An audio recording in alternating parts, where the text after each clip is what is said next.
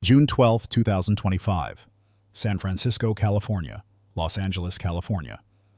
San Francisco. In a striking courtroom exchange Thursday, U.S. District Judge Charles Breyer challenged the legality of President Donald Trump's deployment of 4,000 National Guard troops to Los Angeles, suggesting that the move may violate constitutional limitations and state sovereignty.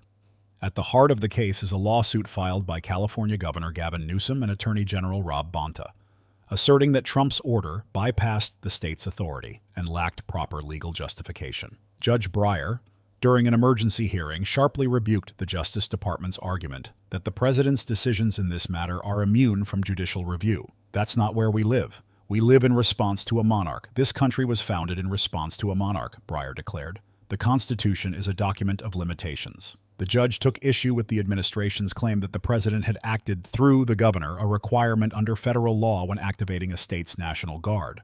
Breyer pressed Justice Department Attorney Brett Shumate on how an order could be considered to have passed through Newsom if the governor never received it directly. "It would be the first time I've ever seen something going through somebody if it never went to them directly," Breyer said. Judge Breyer also questioned whether the conditions in Los Angeles rose to the level of a danger of rebellion, one of the few scenarios under which the president can unilaterally federalize a state's military forces.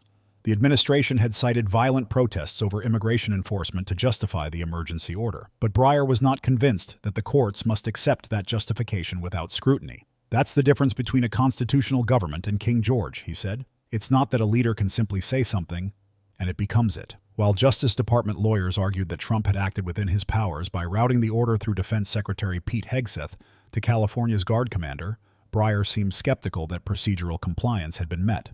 Shumate admitted that if there had been any error, it was a foot fault that could be corrected with new paperwork. But Breyer hinted that the issues were more than technical.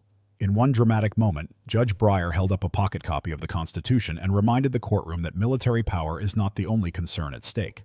"This is a country that champions the right to free speech and champions the right to redress grievances.